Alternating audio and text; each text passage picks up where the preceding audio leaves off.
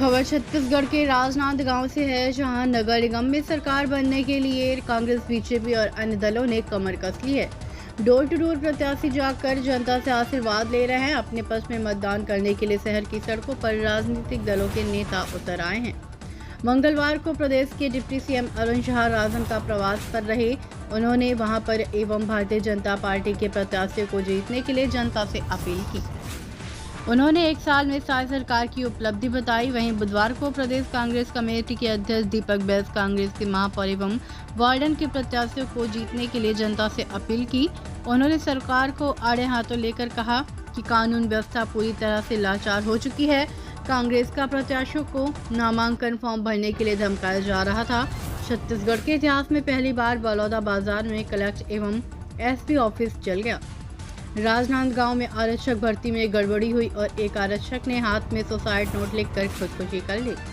प्रदेश की खनिज संपदाओं को बेचा जा रहा है। 500 में गैस देने की बात हुई थी, उस पर राज्य सरकार अभी तक कुछ नहीं कर रही।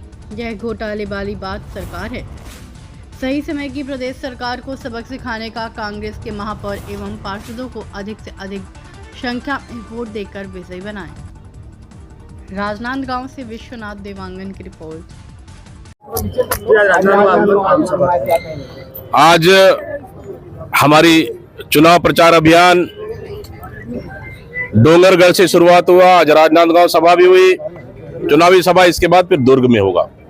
इस तरह से पूरे प्रदेश में प्रदेश की नगरीय निकाय चुनाव में कांग्रेस पार्टी मजबूती के साथ लड़ रही है, दमदारी के साथ लड़ रही है और लगातार तमाम सीनियर नेता अपने अपने क्षेत्रों में कांग्रेस के पक्ष में प्रचार कर रहे हैं और कांग्रेस पक्ष में माहौल है।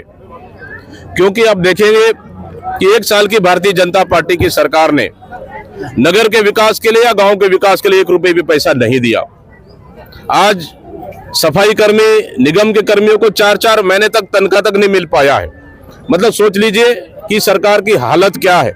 पूरी तरह से नगर विकास रुक गया है। सरकार जो वादे करके आई थी मोदी गारंटी के नाम से, वो पूरा हुआ नहीं। फिर जनता को ठगने के लिए एक नया हथियार चुन लिया और अटल विश्वास पत्र के नाम से पूरी तरह से ढकोसला है। जनता में जबरदस्त उत्साह है, कार्यकर्ता मजबूती के साथ काम कर रहे हैं। पूरे प्रदेश में हम आदेश ज्यादा नगरीय निकाय चुनाव कांग्रेस पार्टी जीतकर आएगी। रिजवान अग्रवाल का आज बयान आया है कि अमरजीत भगत या दीपक बैन में से असली आदिवासी नेता कौन है, ये पहले कांग्रेस तय कर रही है। असली आदिवासी कौन है, नहीं है, ये भारतीय जनता पार्टी को प्रमाण देने की आवश्यकता मुझे लगता है कि नहीं है।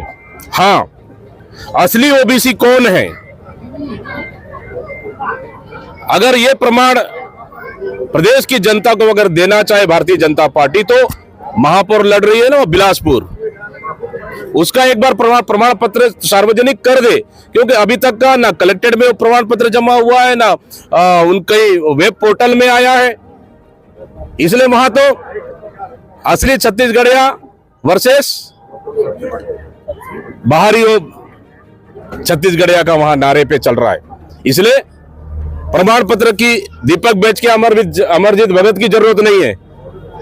भारतीय जनता पार्टी को बिलासपुर की मेयर के प्रमाण पत्र एक बार मांगना चाहिए कि असली ओबीसी है कि नहीं है। पिछले दोनों कांग्रेस को लीड नहीं मिली, कांग्रेस के बाद क्या कहना चाहते हैं? बिल्कुल सच्चाई है कि विधानसभा में भी हम लोग शहर से माइनस थे और लोकसभा में यहाँ से माइनस थे। लेकिन इस समय क्योंकि पार्षद का चुनाव है, पार्षद जमीनी स्तर से लड़कर आएंगे, चुनकर आएंगे, महापौर का चुनाव है, स्थानीय चुनाव है और सब लोग मजबूत है, एक होके काम कर रहे हैं। हमें उम्मीद है कि इस समय पूरा गड्ढा पटेगा और यहाँ कांग्रेस लीड करेगी और कांग्रेस का पार्षद और महापौर भी जीतेंगे। उस चुनाव में स्थानीय को महत्व नहीं दिया गया, ये खामियाजा। देखिए, वो तो समय तो अब निकल गया, उस पर मुझे लगता है कि ज्यादा बात करने की आवश्यकता नहीं है। विधानसभा, लोकसभा, अब हम बात कर रहे हैं किस आने वाला वर्तमान चुनाव की। इस चुनाव में राजनांदगांव अच्छा स्थिति रहेगा और कांग्रेस मजबूती के साथ लड़ रही है और हमारे पार्षद और मेयर भी जीत के आएंगे। विधानसभा और